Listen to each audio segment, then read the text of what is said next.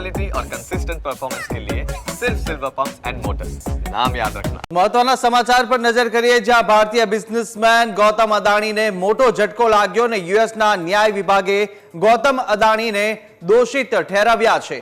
અદાણી અને અન્ય 7 વરિષ્ઠ અધિકારીઓ દોષિત છે। ભારતીય અધિકારીઓને લાંચ આપવાના આરોપમાં દોષિત ઠેરવ્યા છે। અબજો ડોલરના કોન્ટ્રાક્ટ્સ મેળવવા આ લાંચ આપવાનો આરોપ લગાવવામાં આવ્યો છે।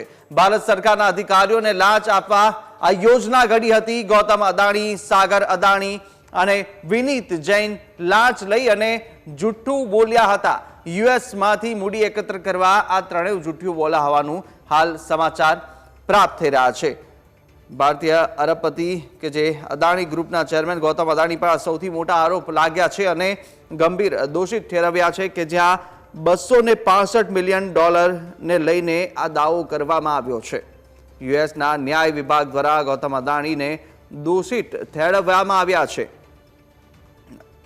અદાણી પર અનેક આરોપ લાગ્યા અને દોષિત ઠેરવ્યા છે। વધુ વિગતો સાથે સંવાદદાતા આશુતોષ પણ ફોન લાઈન પર જોડાયા છે। આશુતોષ, ગૌતમ અદાણી પર અત્યારે યુએસમાં ન્યાયપાલિકાએ ખૂબ જ ગંભીર આરોપો લગાવ્યા અને દોષિત ઠેરવ્યા છે। કયા કયા આરોપો લાગ્યા છે તે જણાવશો?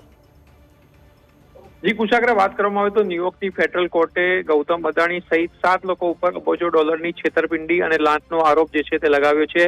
યુનાઇટેડ સ્ટેટ્સની એટર્ની ઓફિસે જણાવ્યું છે કે અદાણીએ ભારતમાં સોલાર એનર્જી કોન્ટ્રાક્ટ મેળવવા માટે ભારતીય અધિકારીઓને $250 મિલિયન લાંચ જે છે તે આપવાનું વચન આપ્યું હતું અને અદાણી પણ લાંચની આ રકમ વસૂલવા માટે અમેરિકન જે વિદેશી રોકાણકારો છે અને બેંકો સાથે ખોટું બોલવાનો પણ આરોપ જે છે તે લગાવવામાં આવ્યો છે।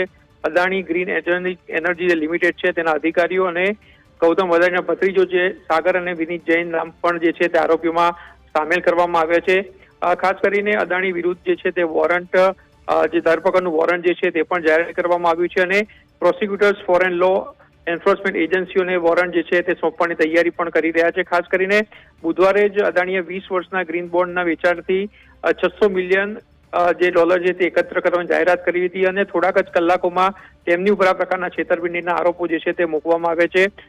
વાત કરવામાં આવે તેમના પર આરોપોની તો વર્ષ 2020 અને 2024 દરમિયાન અદાણી સહિત જે તમામ આરોપીઓ છે તેમાં ભારત સરકાર પાસેથી સૌર ઉર્જાનો કોન્ટ્રાક્ટ મેળવવા માટે તેઓ ભારતીય અધિકારીઓને લગભગ $250 મિલિયન ની લાંચ આપવા માટે તેઓ સંમત થયા હતા અને આ પ્રોજેક્ટથી આગામી 20 વર્ષમાં તેમને $2 બિલિયનથી પણ વધુનો નફો જે છે તે થવાની અપેક્ષા હતી। એટલે ખાસ કરીને હવે આરોપ જે છે લગાવવામાં આવ્યા છે। હવે અદાણી આ સમગ્ર મામલે શું સ્ટેન્ડ લે છે, કઈ રીતે આ કાયદાકીય તે પોતાની લડત રહે છે તે જોવાનું રહે છે। જી બિલકુલ આશુતોષ, માહિતી સાથે જોડા બદલ આપનો આભાર।